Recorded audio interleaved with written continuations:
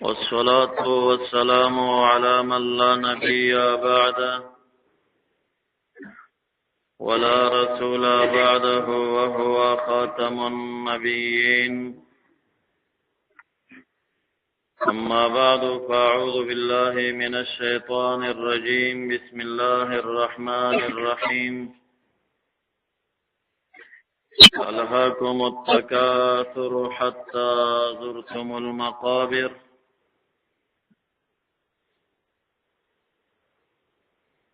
وقال النبي صلى الله عليه وآله وصحبه وسلم حين سئل عن عذاب القبر فقال: نعم، عذاب القبر حق، أو كما قال عليه الصلاة والسلام: كالشمس في كبد السماء وضوءها يغشى البلاد مشارقا ومغاربا. إن الله وملائكته يصلون على النبي يا أيها الذين آمنوا صلوا عليه وسلموا تسليما. درود شريف.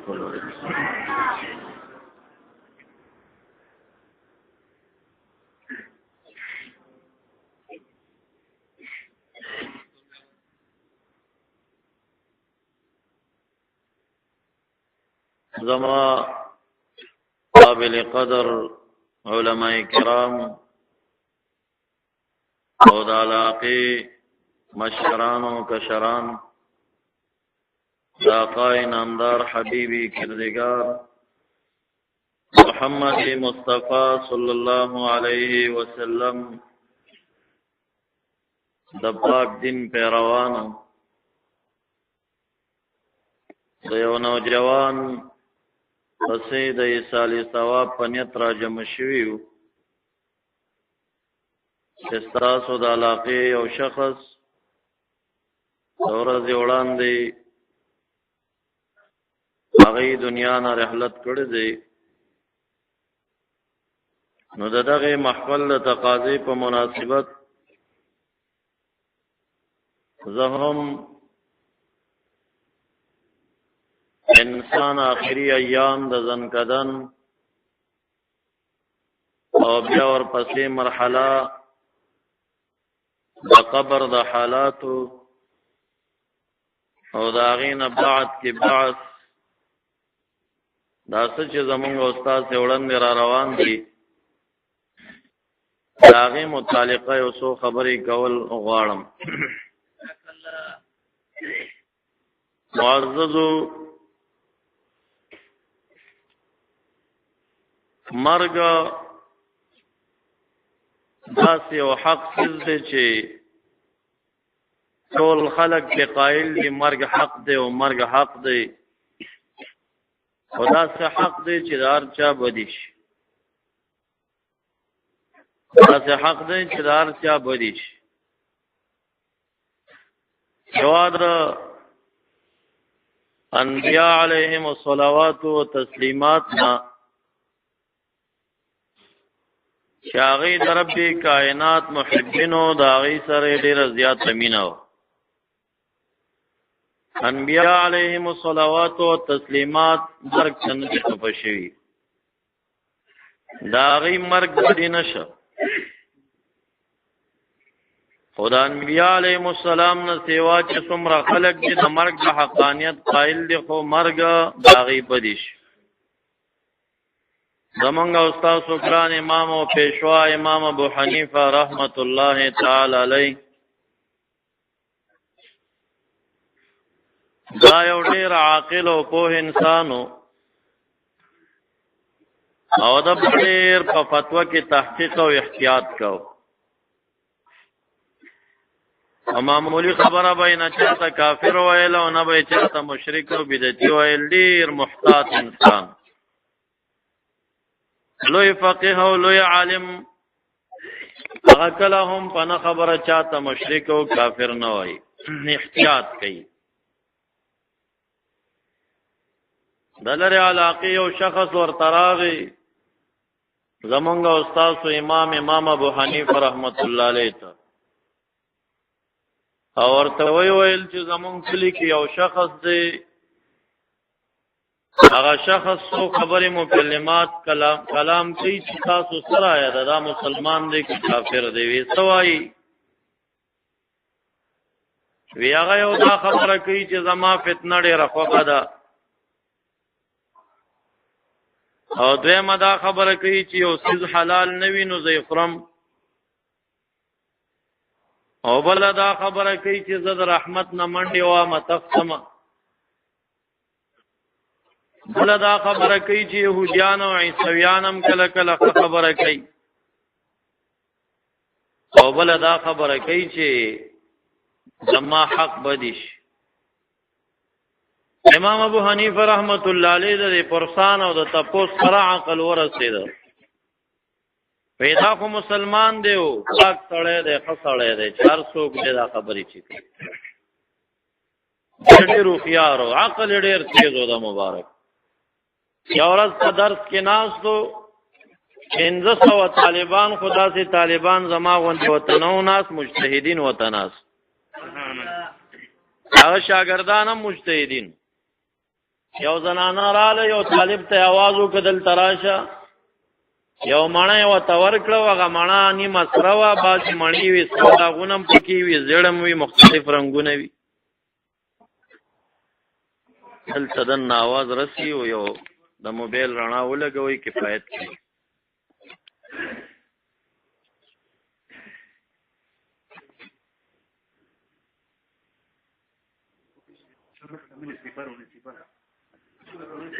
تاسو د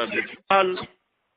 کفایت کوي او आवाज داغې نه اوس لا مزیدار شواز خو اوري کنه ان شاء الله او کوم چې د سپیکر باندې په کمبلو کې پراتري او ناراضي هغه لټانو ته خو د سره ورورونه چې مونږ ورپسې د جانګيري دا کوټي نو شهر نه راغلي او دا کمبل نه پرېږدي مونږ ته ناراضي بیانو باندې خفایو چې ای په आवाज اوري د پاتې شي په ریکارډ نه आवाज اوري معززو یو بیبی دا امام ابو حنیفه رحمت الله علیه طالب توي دا مړه امام ابو حنیفه رحمت الله علیه تورک طالب راغ امام ابو حنیفه رحمت الله علیه ته مړه ورګړه زمونږ استاد امام هغه په درس لګیا دی طالب توي چاکو لري ویاکا مړه په من نیمه کړه طالب ته وی هغه زنانه چې مړه درکړي دا واپسو الکم حیران شو چې دا کم من چې مړه را لګل کیږي او دی ورته بیان یې مې دا څه مسله خدا تاسو پوښتنه کا دا څه مسله وا امام ابو حنیفه رحمت الله علیه جواب ورکړي وی دا بیبي چې مړه رولې غلا دا مړه مختلف رنگ کې زړه برګه شان مړه وا نظم عقل کارو کې د بیبي پرسان داو چې زما هانا بیماری کې مبتلا ما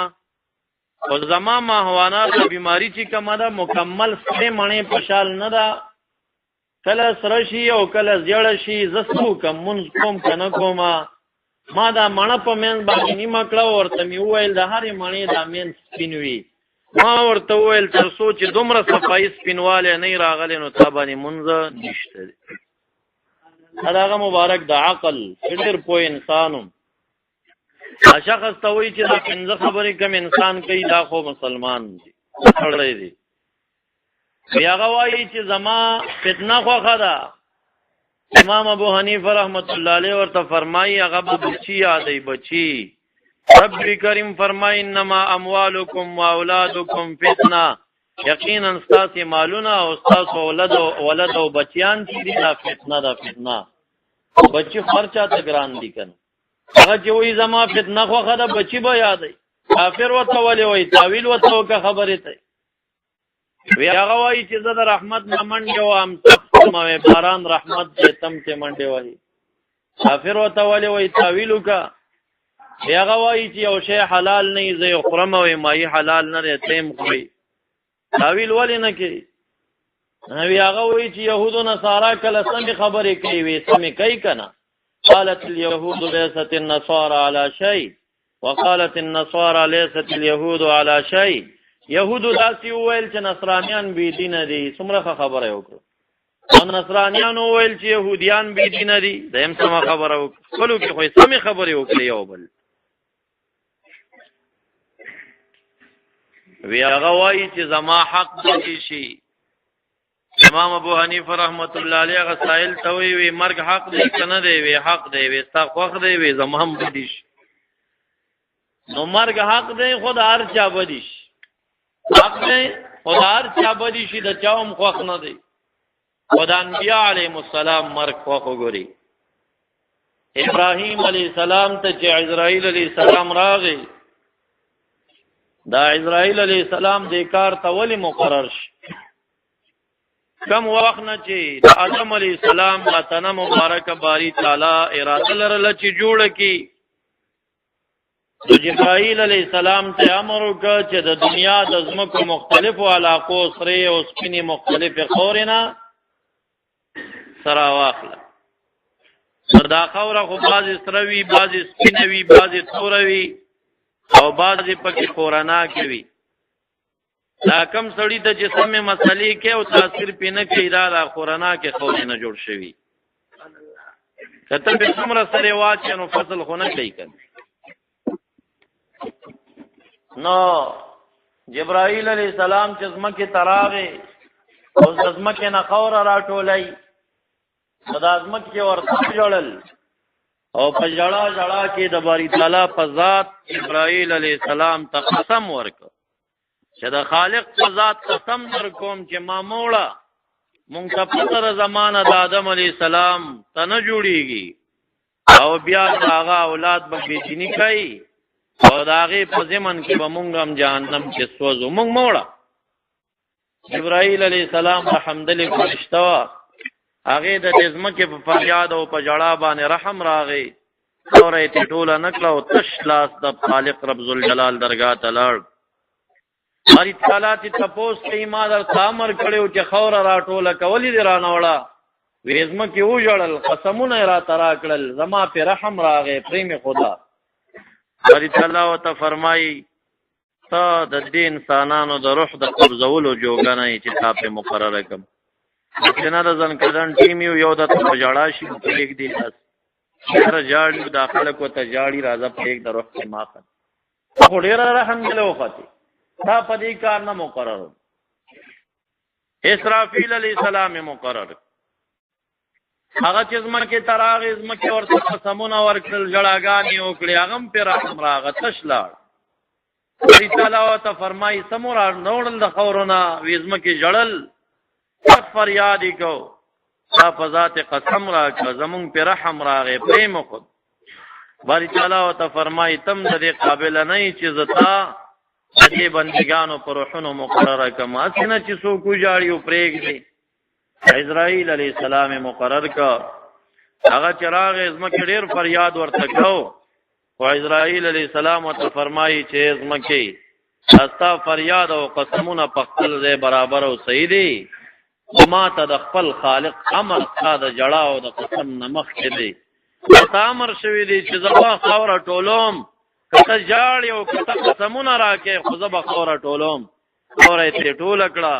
د خالق درګاه ته یوړه. باري تعالی ورته فرمایي دا چې خاوره ټولوله ځمکې ژړا نه کوله، یا الله ژړلې، قسمونه یې راکړل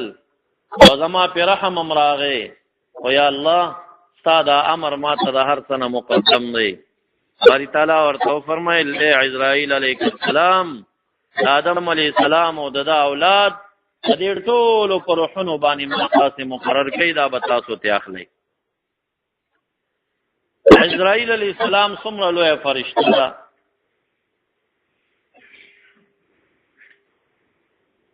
څومره طاقت لري.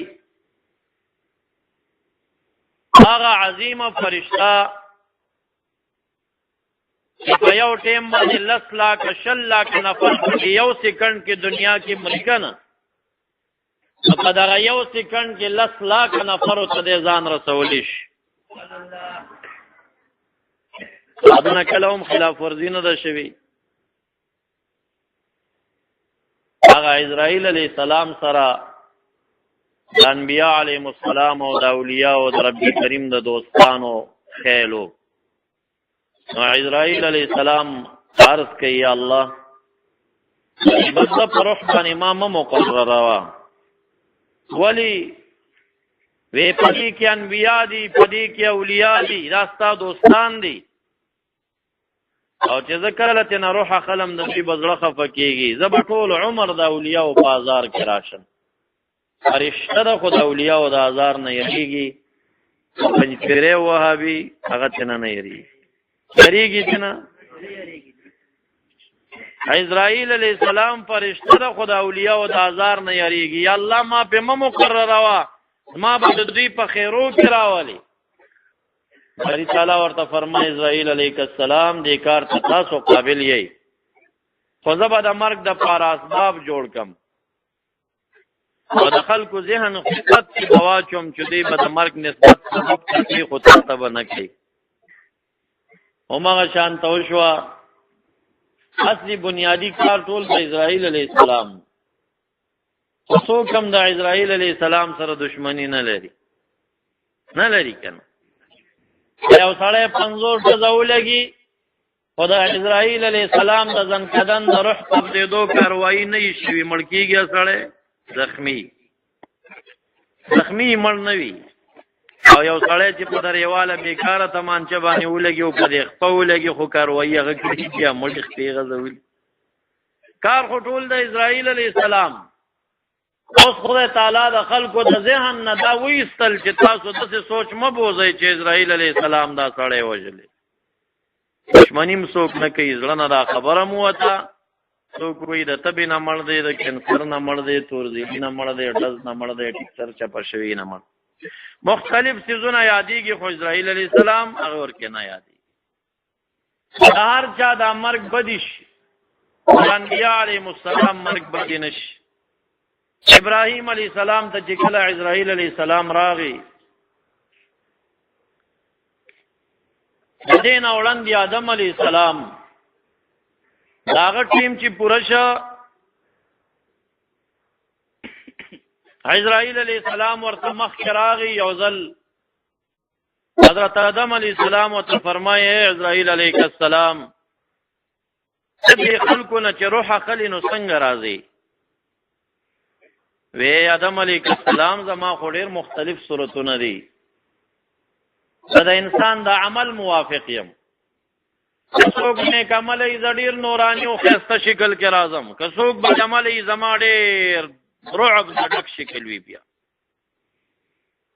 آدم علیہ السلام ورته فرمایي وي چې کم یو بدبخت او شقي زما د اولاد وي،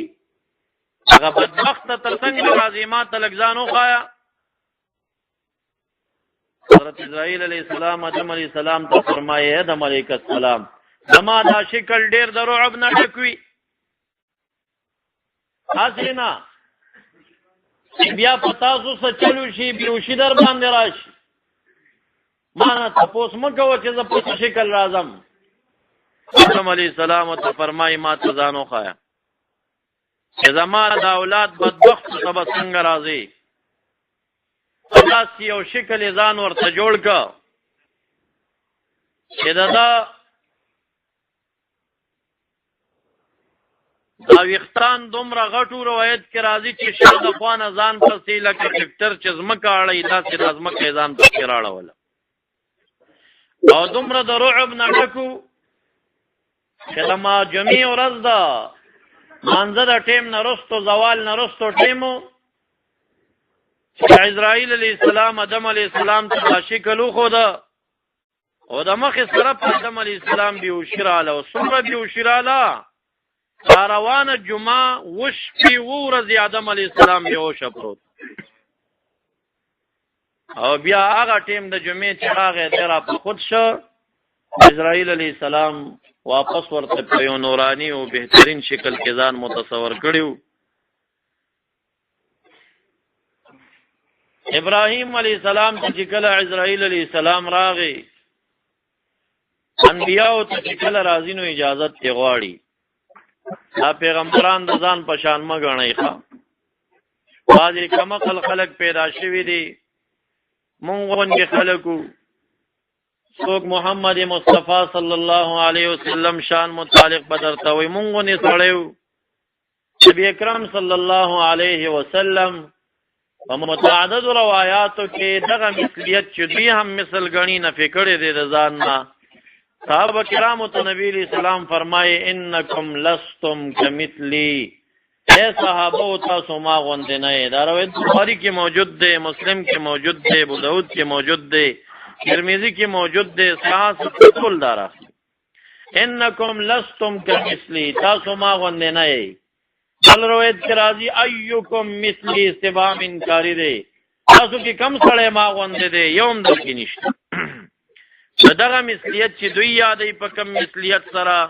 نبی اکرم صلی الله علیه وسلم د ځان نه صحابو کې نه فکرې چې صحابو کې زما مثل نشته، چې صحابو کې نشته نو بیا تاسو زسکو جاخیل یو چې دا وایو چې نبی علیہ السلام مونږ غوندې. دا عظیم ګستاخ او بی ادب سړی وي چې څوک دا وایي چې نبی علیہ السلام ما غوندې. دې طرف ته ځای ملاويږي، دې طرف ته دروازې نه لاړ شي، هغه طرف کې دشته.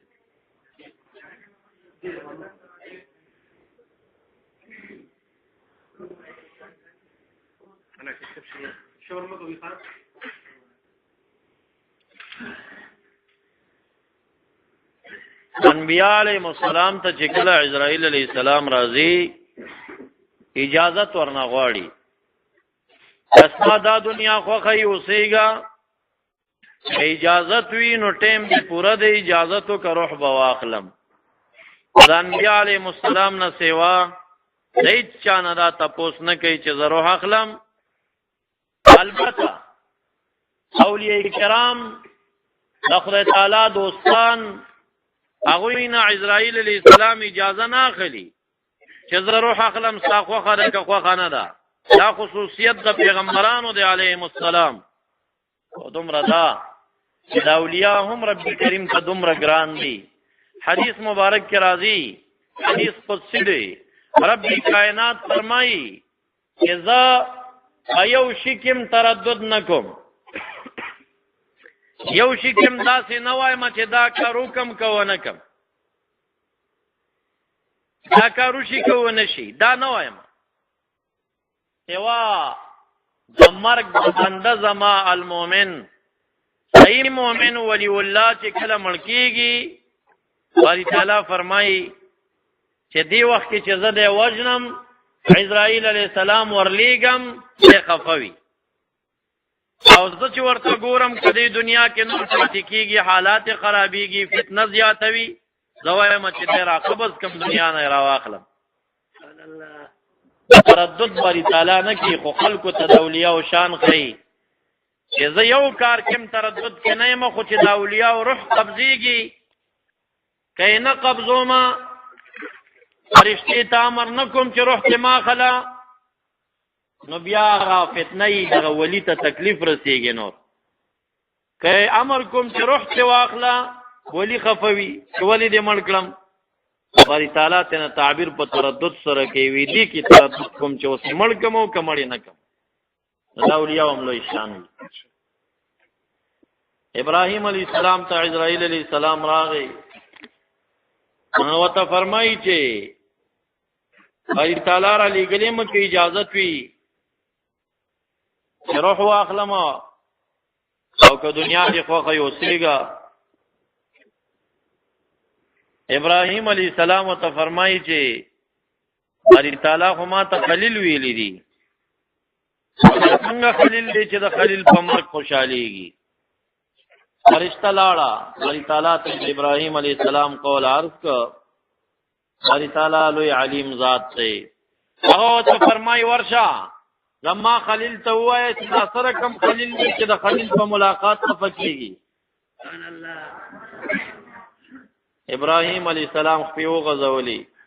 وی زه د خپل خلیل په ملاقات نه خفه کېږم، زه خوشحال یم نه روح واخلي. انبیاء علیهم السلام مرګ ته خوشحالېږي. محمد مصطفی صلی الله علیه وسلم هغه ته چې کله عزرائیل علیہ السلام راځي، واقع اوږده ده. هغه وخت کې بیبي عائشه صدیقه رضی الله عنها دعا کوي، یا الله محمد مصطفی صلی الله علیه وسلم ته شفا ورکا. رسول الله مبارک چې غوږ شي چې بیبي ماته د شفا دعا غواړي، هغه ورته وایي دا دعاګانې مه غواړه، بل الرفیق الاعلی، داسې ووایه چې الله د محمد مصطفی د رفیق اعلی ملاقات نصیب کی تاسو دعا راته نبی اکرم صلی الله علیه وسلم هم په اخیری ټیم کې اسرائیل علیه السلام او تراغه دنیا د خوخي اوسېګا کنه د الہ ملاقات د خوخوي نو ټیم پورا د اجازه تو ک روح واخلمه رحمت للعالمین په زبان را البل الرفیق الاعلى بل الرفیق الاعلى رفیق اعلی ملاقات میں خوخ دی دنیا میں نہ دفع حضرت موسی علی نبینا و علیہ الصلوۃ والسلام د روح په قبضولو یو غسل کړی دا علماء تم دالی کی چې دا غسل دی نه و چې د مرګ بدی شو یو خداو چې دا مرګ د ډیر پرشت او پلاره کې راته دا مقصد دا و چې زره پیغمبرانو مقبره کې دفن شم ولا روان دی اسرائیل علیہ السلام او تراغه وی روح اخلم ټیم دی پورا دی اسرائیل علیہ السلام او تداو الخصص ونوائل کستا خوخی دنیا کې اوسېګا که اجازت نو روح اخلم دا نور انبیاء علیهم السلام ته چې کوم الفاظ بدوایل غ الفاظ دې څه نه وای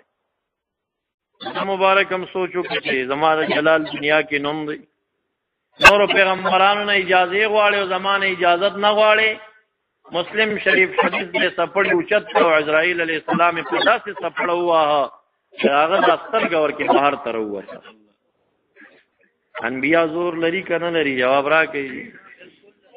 دا جنان وی هغه مونږ چانه نه دیګو فلان او فلان د اولیاء او گزار چوالم د امام ابو حنیفه رحمت الله علیه زمانہ کې یو شیعه پیدا شوی دو قچری ساتلې وی په یو عمر نو میخو په بل باندې صدیق نو میخو آیا الله درس امام ابو حنیفه رحمت الله علیه ناز دی شاګرد او توي یو شیعه د داسې نمونه یې خېری امام ابو حنیفه رحمت الله علیه فرمایل چې عمر فاروق دومره جلالی دی چې دا کومه قچری ته عمر نو میخو دا به پلته وحیدا سړی به مرداري ګوره ورته یاره شپه تیره شو صدق شاگرد راغی امام ابو حنیفه رحمت الله علیه باندې زیری کی ویا شیخ قچری پلته والد مردار دی دیور شي لرک تاسو کې دا بداغه قچری پلته والد کمی قچری نوم چې عمر یې چې معلومات شنو مغه قچری پلته والد او چاته چې د عمر نامه سبحان الله دا عمر فاروق رضی الله تعالی عنہ په کرامات مقدار کړي ګور دا اولیاء او څخه وی او دا اولیاء او د انبیاء او ادب فرشتي څومره زیاتی کوي ګور دا فرشتہ چاره لګلی او خالق را لګلی نو دا خالق استاد او یو پیغمبر سره له موسی علی السلام ته هغه تی ویل روح قبضو مغه پس پیړو والا او دا څنګه ورکه دا سبوق داسې بار تراويس بیا دا به خونه ده کنه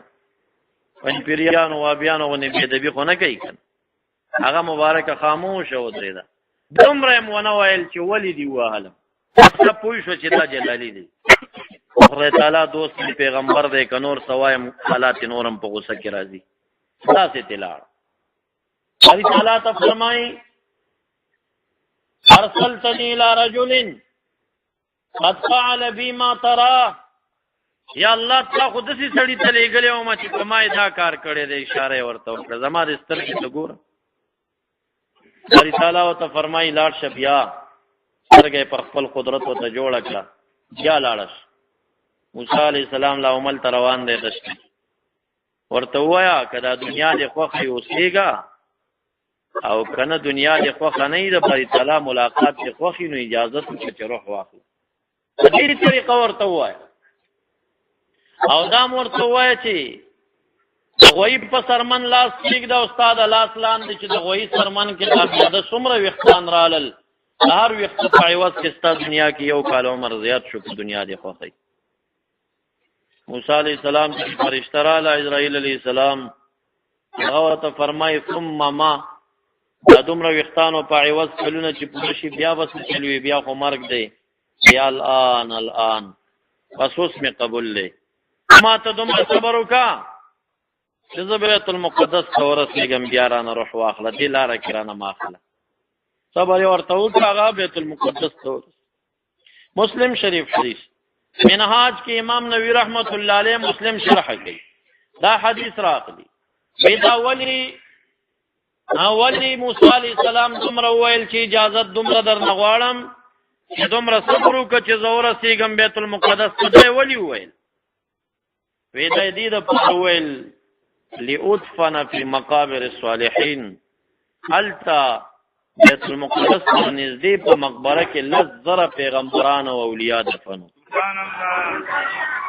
دا مقصد و که دلته زه وفات شم روح را نواخلي څوک به مې دلته دفن کړي. دې دپاره مې هلته یو څه چې ما د اولیاو د انبیاو په مقبره کې دفن کړی شم، دې دپاره هلته طلب. په دې کې لوی فواید وي. ګورې مونږ او تاسو خو د دې فرق نه کوو. نو علامه قرطبي رحمت الله علیه په دې باب لګوي دفن د مړو دی په استاد صالحینو کې وشي. حدیث ذکر کوي نبی علیہ السلام فرمایت فینو موتاکم واسلقوا من صالحین، مړی دفن کوي د اولیاء په منځ کې، چرته چې نیکان وي هلته مړی دفن کوي. د سودخور وهابي او پنځپيري په خوا کې مړی مه دفن کوه، دا خواسم عذاب ملاویږي، ستا مړی به تکلیف وي. او که ته وایې عذاب به هغه ته زما مړي ته به نه وي، دا کمره ده استاد کمرې په خوا کې جیلخانه ده،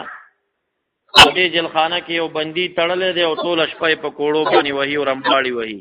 نو سزا خو تا ته نه ده، خو دماغي تکلیف در باندې دی که نه دی، څومره به ستړی چې دا رمباړې شپه ورځ اوري. نو چې هر کله تا د سودخور په خوا کې مړی دفن که او هغه په کوړو والی کېږي په قبر کې رمباړې او چغې وهي، خو ستا مرده خو تکلیف وي که نه. چا تپوس وکړه یا رسول الله ولې دا بد ګاونډي په قبر کې نقصان ته تاوان رسوي؟ نبی علیہ السلام ته فرمایي وی په دې دنیا کې بد ګاونډي نه سړی تنګي که نه وي؟ ولې نه وي؟ وی هلته هم سړی ته تنګېږي. علامه قرطبي رحمت الله علیه بیا واقعه راخلي چې یو دوه صاحبانو د هغې مور ډېره پاکه بیبي وه، چې وفات شو نو بچو یې داخل ونه ساته. مصر په قرطبه علاقه کې یو مقبره وه او په هغې کې یو سودخور مړو، د هغه سودخور په خوا کې د پاک خانې کې بیبي دفن کړه. په اوله شپه دې بچو ته خوب کې راله، بچو دا سودخور په خوا کې دفن یم، هغه رمباړې چغې وهي، ګزارونو باندې فرشتې وهي او ما ته ډېر تکلیف دی، ما مې ځای نه وباسئ بل ځای مې دفن کړي. دا خوب ولید د دواړو وروڼو خو ځان یې پېغلې کړي چې اوس بیا څنګه خلک ورته وایي مړی راویست. سبا شپې ته بیا ورته مور په خوب کې راځي، بیا ورته امر کوي بچو ډېره تنګه یم ما دې ځای نه وباسئ. درېیمه شپه بیا ورته مور خوب کې راځي او په درېیمه شپه باندې بیا سبا ته دې لاړل، علماو سره یې مشوره وکړه. علماو فتوا ورکړه چې وباسئ دې ځای نه دا مور بیبي. چې معلومات شو هغه خوا کې ګاونډي چې څوک و نو سودخورو ته د هغې نه ډېر تکلیف رسېدلی. معززو مړي به د نیکانو په مقبره کې دفن کوئ، کوم ځای کې چې اولیاء وي، مشهور اولیاء، نور اولیاء کرام، شهدا، صالحین، صدیقین، هغه ځای کې کوشش کوئ چې مړي دفن کړی شي. د دې فایده وي جنت البقیع شریف 10,000 صحابه کرام پکې دفن دي. اوس د دې ګټه څه ده؟ نبی اکرم صلی الله علیه وسلم فرمایي څوک چې بقیع شریف کې دفن شي نو د هغه انسان شفاعت په ورځ د قیامت زه کوم. دې ورکړه د عامو مقبرو متعلق د الفاظ نشته دي کوم چې جنت البقیع شریف موافق دي. یو د نبی اکرم صلی الله علیه وسلم خاندان پکې دفن دی، هغه مبارک دی بقیع سره نږدې دفن دی، او صحابه کرام پکې 10,000 صحابه کرام دفن. نو مړي نیکانو ځایونو کې دفن کوئ. معزز خپل مقصد ته راځم. مرګ حق دی، انبیاء علیهم السلام هغوی خوښ دی، د هغې نه سوا د هر چا مرګ حق ګڼي خو بدې ګڼي، او دا داسې یو څیز دی چې هر چا را روان دی. په دې مالدار خلاصېدی شوې نو په کار خدا وه چې قارون خلاص وی. لکه قارون خو هغه انسانو چې ان مفاتیحه لتنوء بالعصبه، د هغه د سرو او د سپینو زرو د خزانو چابیانو یوه غټه ډله به یې ستړې کوله. تنوء بالعصبه کې یو روایت دا هم دی چې 2 یا کچر به د هغه د خزانو په چابیانو بارېدل. چابیانو خزانه به څومره وه؟ که تاسو وایي دا څه شوه نو دا خزانه څه شوه؟ خزانه چې موسی علیه السلام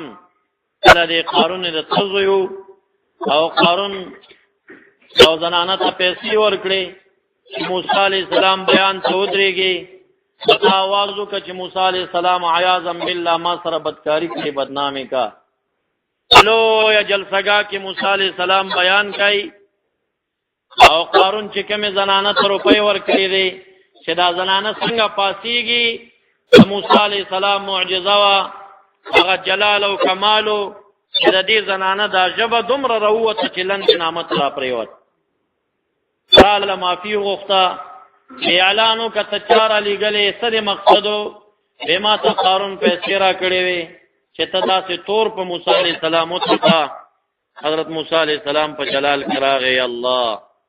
قارون چې په کم ځای ولاړ دی د دې زمکه داوا کې اختیار ما ته لګرا کا چې د سره زنن څه عمل کوم اختیار او تور کړی شو او اعلان وکړ چې څومره د قارون مرګري دی لري شي ته د موسی عليه السلام جلالی تبلیغ خلق تنو تریدل یو کس ور سره پاتې شو نور تلاړل یو خاصه زمکه ته امر وکړ چې راي کاغه قارون زمکه راخ کا خدا باندې اوازي خوري شوي خلق ویل موسی عليه السلام د قارون مال ته چل جوړ کړي موسی عليه السلام بل دعا کوي الله د چې څومره خزانه دي دا ټول خزانه مرسله پزمکه دوی کا هغه خزانه ټول پزمکه دوی شوی دي تمامه دنیا کې د قارون نه مالدار نه تیر شوی نه براشي نو که خلاص شي به خلاص وي خلاص نشه کپنه کې باندې څوک د مرګ نه خلاصې دي شوی نو محمد مصطفی صلی الله علیه وسلم هغه نه پاک او نیک او سردار به څوک راشي په یو ځل د مرګ باغی هم راغی دا چې رس باغی ته خبر کې حیات برزخی ده د ډیرو شهدا او د انبیاء او د صدیقین او د اولیاء او د پاره ثابت ده هغه جدا مسله ده عمر ګور باندې یو ځل راغلی دي په بچای باندې اخلاص کې دی شوی نمرود د ټولي دنیا بادشاہ وخت نصر د ټولي دنیا بادشاہ سليمان عليه السلام د ټولي دنیا بادشاہ لا شوی به د مرګ نه باغی هم د مرګ نه خلاص نشو معززو مقصد مداري چې دغه مرګ راتلون کې دی اوس چې راتلون کې دی اوس دې لپاره تیارې پکار دی داسې حالات را روان دي ګوري چې مونږ او تاسو همدغه خوند او خوشحالي ده چې دغه سترګې ملاپټ نه په مرګ باندې څه خوشحالي چا وکړه وای کړه چې نه رستو سخت شی به حالات را روان دي اول دغه روح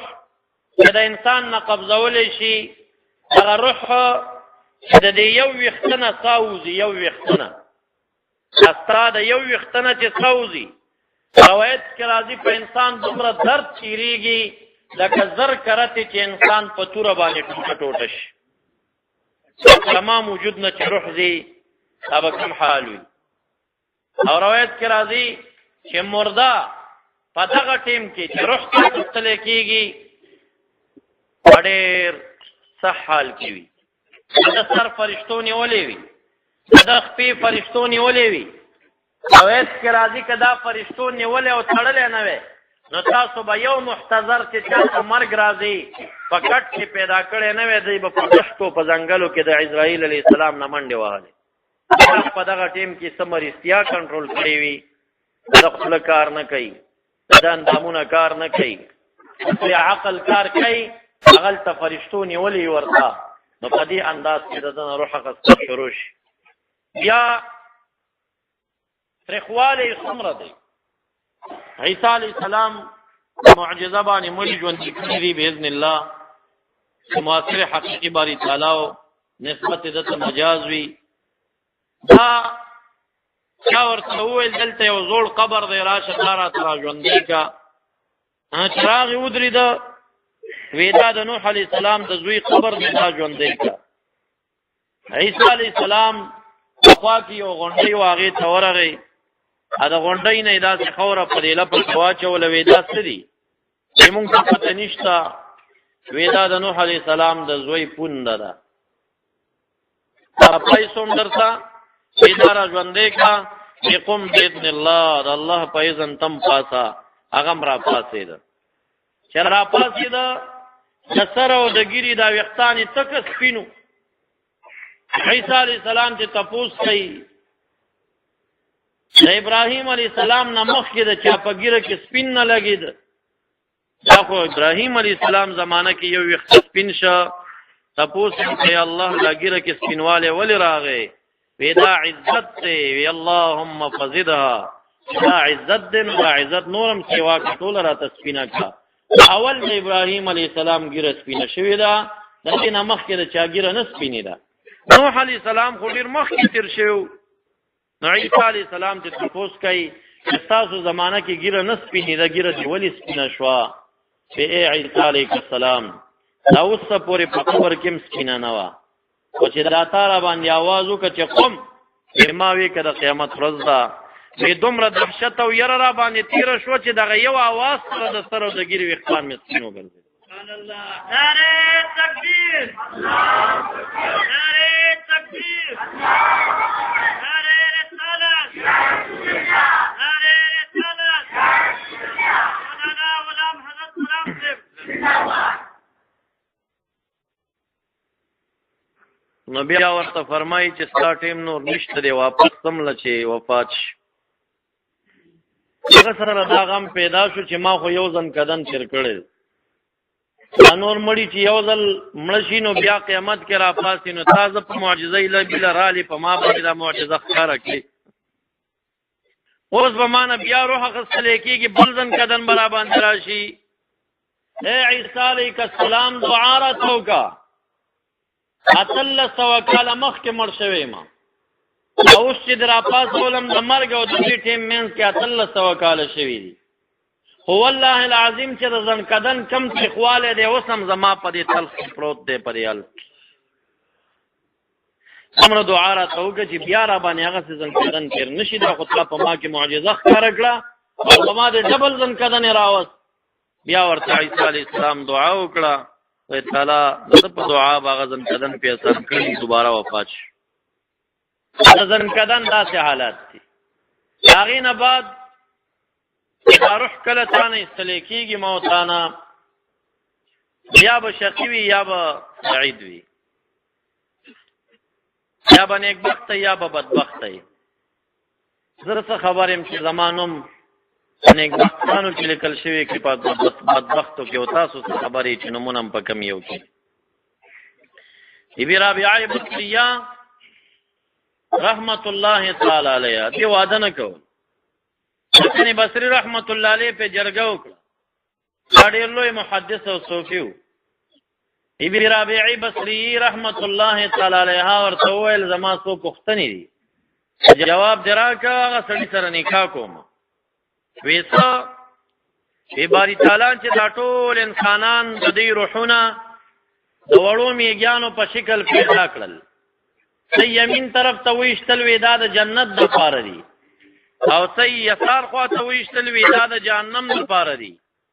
ما ته دا ووایه چې زه په ښی اړخ والا کې یم که په چپ اړخ والا کې.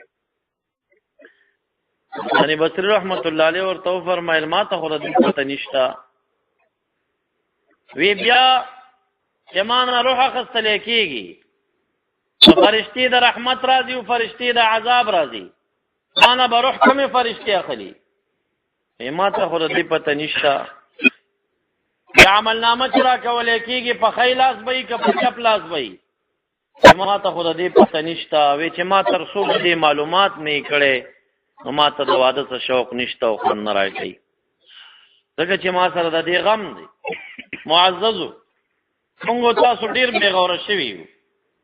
اکثرو ذکر هادم اللذات الموت، نبی علیہ السلام فرمایي هغه شی چې خوندونه نړی، هغه شی چې لذتونه ختموي، هغه لږ ډېر ډېر رایاد کوي. هغه څه شی دی؟ الموت، مرګ دی. دا بادشاهۍ په چړچۍ مرګ راغی ختمه، د عیاشۍ په چړچۍ مرګ راغی ختمه، د مالدارۍ په نشۍ مرګ راغی ختمه. هغه څیز خوندونه نړی، هغه څیز ستا د خوندونو هغه نقشه او بادشاهي او بنګله درته نړی،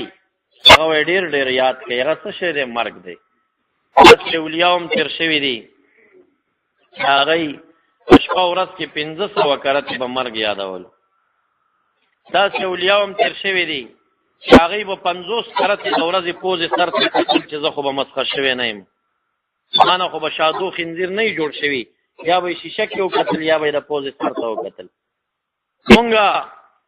اعمال د هغوی په مقابله کې څومره برباد او ضایع او خراب، او بالکل داسې فکر هم نه کوو چې ګنې ورځ په مونږ هم را روانه ده په مونږ هم راځي چې علما مونږ ته وایي دا چا ته وایي په دې غوږ اورو په دې بلې وباس لږ جدید فکر دا نوجوان دغه نظر به لرلو چې تی لرې زه یې لرم زه به دا خیال خو نه و چې زه به ځم ما به ټکټر وړي زه به مړ کېږم بیا هم د حادثې مرګ دی خدای تعالی دې درجات بلند کې امین وایي الہ العالمین دې مغفرت نصیب کړي پاک او نیک سړی ځکه دی چې مزدور او یا چې کم دی نو خپل روزګار پسې تللی و حلال روزي ګټلو دپاره څوک بچو ته حلال روزي ګټي دا په فرض عبادت کې حسابېږي ګورې فرض عبادت دا داسې دی لکه ته چې فرض عبادت کې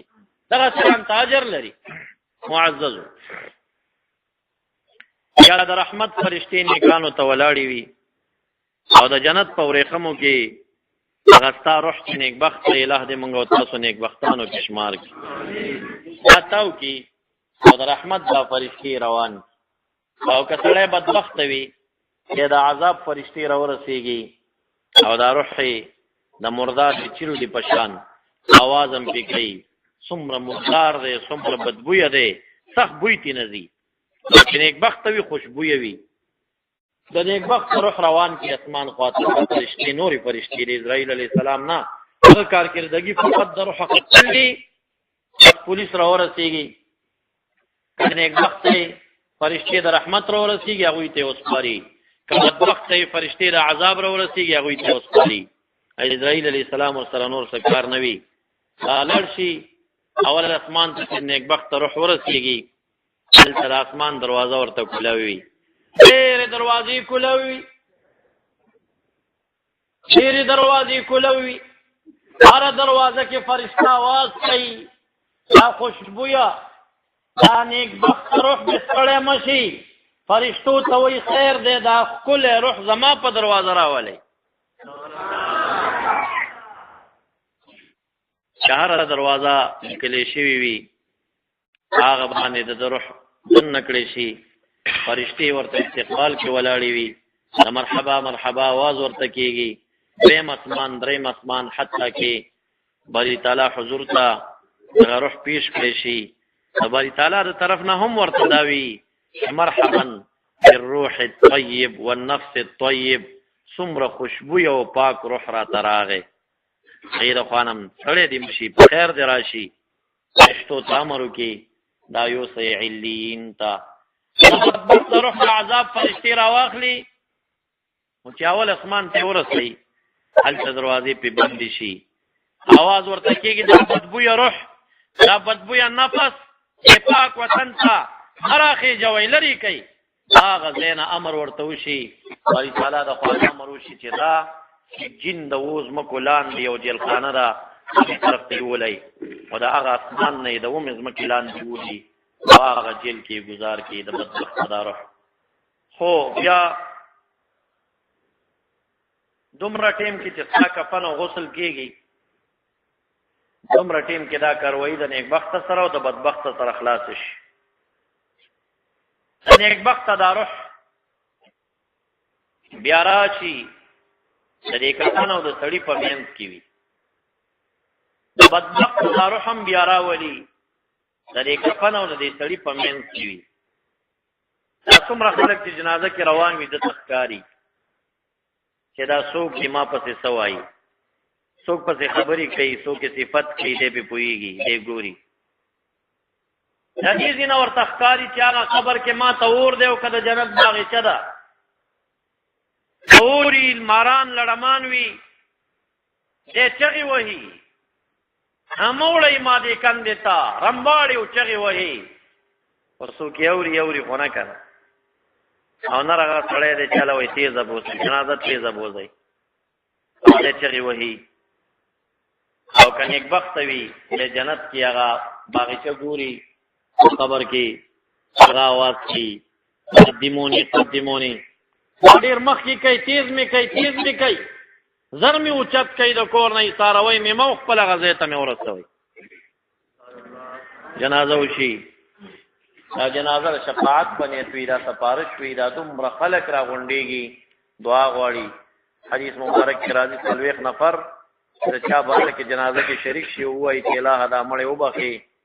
خدای تعالی تلويختو کسانو سپارش قبلي او د غمړي په بخشش نصیب شي. دا چې اوس موږ تاسو په جنازه پوي شو موږ الحمدلله تلويختو په باندې 300 زره ولاړیو او چې پوي خوشو کنه چې موږ جنازه کې څه شی وایو چې په معنا هم نه پويګو سم وی او سم ونه وی جنازه نه بعد تاسو اکثر په معنا نه پويږئ سنی عالم خو بیا ودرېږي دې مړي ته دعا وغواړي چې دعا وشي خبره کله نور خلکو مړی نو بیا خو په سوز غلې نورم اخو دعات کار نشي وي تام بدات نن به تاسو ته خبره کوي چې جنازه دعا ده نو بلی ته ضرورت ده لکه ملاد ماتيږي خو کې ماتيږي چې دعا ده خو بل وکړه دا اوس خبره ده وای جنازه دعا ده بلی ته ضرورت ده فرض مانځه په دې دعا کوي کنه کوي جواب را کوي سنت په خونه کې فرض په دې کوي کنه کوي کنه د فرض مانځه د قاعده چې اخلاص شي اخري کې سوای تاسو اللهم ربنا آتنا فی الدنيا حسنه دعا ده که دعا نه ده له دعا پسې ولیکي تاسو ته داوی جنازه دعا ده وي بلی دعا ته څه ضرورت ده دا فرض مون چې د کم وکنو په اخره کې دعا کړی ده نو بلی ته څه ضرورت ده چې بیا ناشتي سنت په څه خوینه کوي جنازه په څه خوینه کوي نو فرض په څه خودیم لګیا دي کنه اسی د دې د په بنیاد دلیل در خبر کلم چلن تاسو توای جنازه دعا ده بلی ته دعا ده دعا پسې بل دعا لا ثواب لري بل پسې بل دعا لا ثواب لري نبی اکرم صلی الله علیه وسلم عدد او چې درې دعاګانې وای کولې یو هغه وکړه بل ور پسې وکړه یا چې کله قبر کې خودلې شي کله کوستوي او دا روح ور سره قبر ته لاړ شي نو فرشتي او تراشي ډېر نوراني خولي حدیث مبارک کې راځي وي ک جنتیانو ته جنت خوري غلمان نه وي په دا دوه فرشتو دا نوراني شکل ورته په بدل کې وروخایي د دې ټول عمل په بدل کې د فرشتو نوراني شکل هم واسطه سبحان الله او په بدبخت وي دا فرشتي په داسې کریه المنظر او سخت شکل کې ورته راشي رسول الله مبارک فرمایي وی ک جهنم د قبر عذاب د حشر سختي دا یوم مقرر نوي د شقي او بدبخت لپاره او د نکیر او د منکر دغه شکل ورته هم بس چې کم په خبر کې ورته خودل شي بیا چې کې خودل شي نیک وخت بدبخت وي فرشتي راشي تاسو کې مر ربک رب دې څوک دی دا نو یو بیل سخت د رعب زیاده ډېر خيارو تکړه زړور خلک جبه به کار نه کوي دا درې سوالونه خو کله کې یاد کوي خایو منصب بالله خامخه زمونږ مشران قصې کوي چې مونږ به وخت باندې کا استادانو تړل منصب بالله به په تیر ولا مېدا خو اسلام کار کو ځکه چې منصب بالله د چایا د نه خو مؤمن نه دی کنه چې مؤمن نه دی نکاح څنګه کیږي نکاح خو د مؤمن سره مشرانو به سم کار کوي منصب بالله فرض د آیات کې چې منصب بالله د ای مضمون باندې ځان پوي کې استادانو خو څنګه دی استادانو تاسو نه ډیر نه په واخستې خو تاسو ته څه نه فن داخل مونږ خو غوړ ګرځيګو خو گاډو کې ګرځيګو تاسو مزدوریانې کوي مونږ ته راوړل الحمدلله بس مونږ د نخ ګټه اخستې تاسو مونږ نه داخل ازل تمونځو کو بیان ورزا راشه د مولا سه د میراب کې ټینګ کوي راشه ما ته منظم خای ما ته به مانزه ترجمه مخای جنازه هم خای منصب بالله هم خای کار ته نه واخلې او چې تاسو موږ نه کار نه اخلي موږ وسکو او بیا هم کوشش کوي زموږ سنیان چې ټیم په ټیم تاسو اصلاح وکړي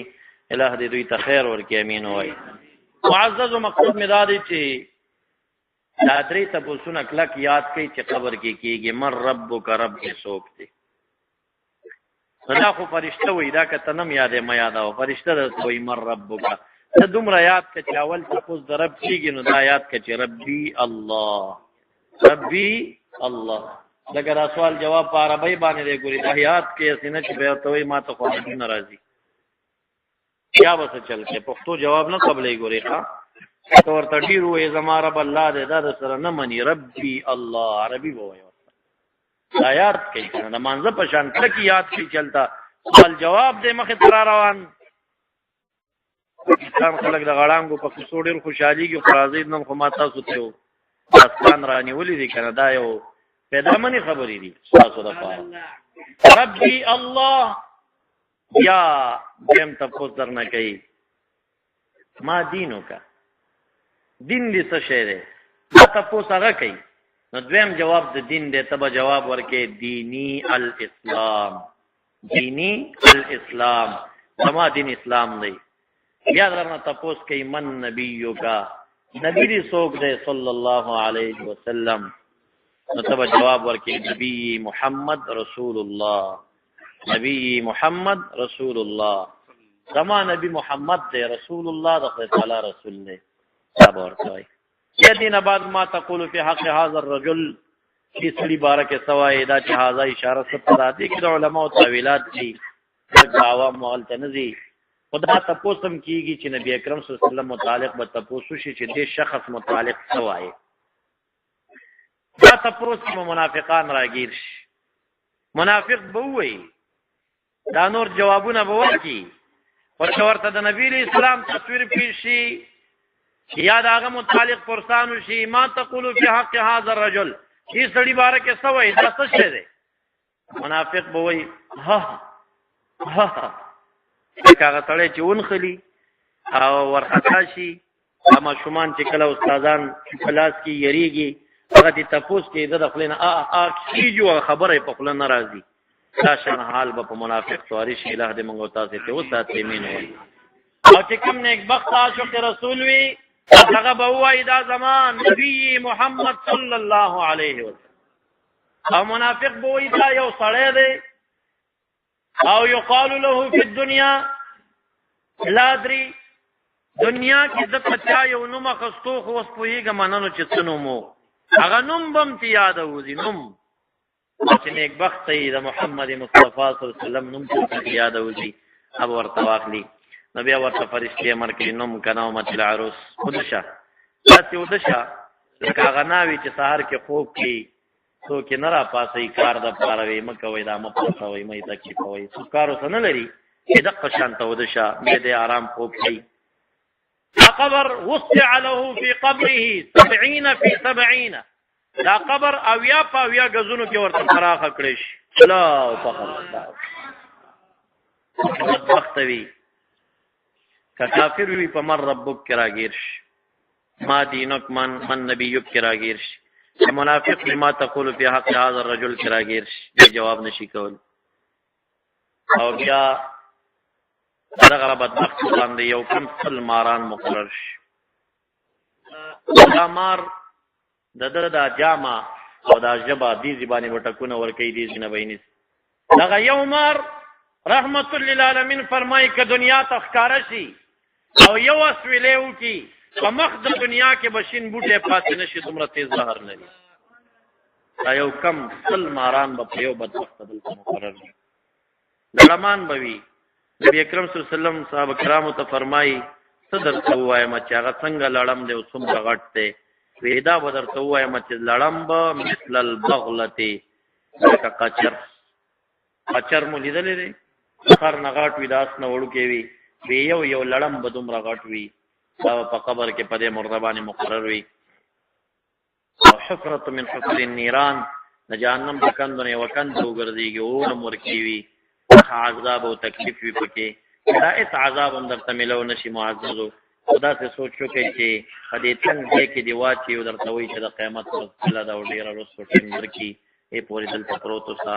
ډیر لوی تکلیف را روان دی ورځ رحمت للعالمین صحابه کرام په خبره ولیدل نبی اکرم صلی الله علیه وسلم چې مبارک خبران ښکار شو ویل رايتم ما ارى لبقيتم كثيرا ولضحكتم قليلا درته پته نشته او نخ کاری درته څه حالات مخه تر روان دي کله ته پته وي چې مخه کم حال را روان دي نو ډیر زیاته جړاګانې به مکول او خندا به مډیر لګوا او چې دا ډیر خان دی جړا مکمله درته پته نشته چې په مخه تر روان دي یو ورځ صحابه کرام خپل کې مزاح وکړه رحمت للعالمین به هم مزاح کوله رحمت للعالمین به هم کله مزاح کوله هغه به داسې مزاح او چې هغه به حق یو کس راغی چې ما ته وخرا کا نبی علیہ السلام ته فرمایي ولد الناقه بدر کما دوخي بچي هغه شخص ډېر خفه شو چې ما ته د وخي بچي لبی لرا کوي نو چې خفګان کې ولید نبی علیہ السلام ته فرمایي تاسو یو خشته چې د وخی بچی نه وي دا د نبی اکرم صلی الله علیه وسلم مزاح خوش طبی ولا چا سره اور تراغه بی عائشہ رضی الله عنها کرا یو کندنا یو بډای ناس وا نبی اکرم صلی الله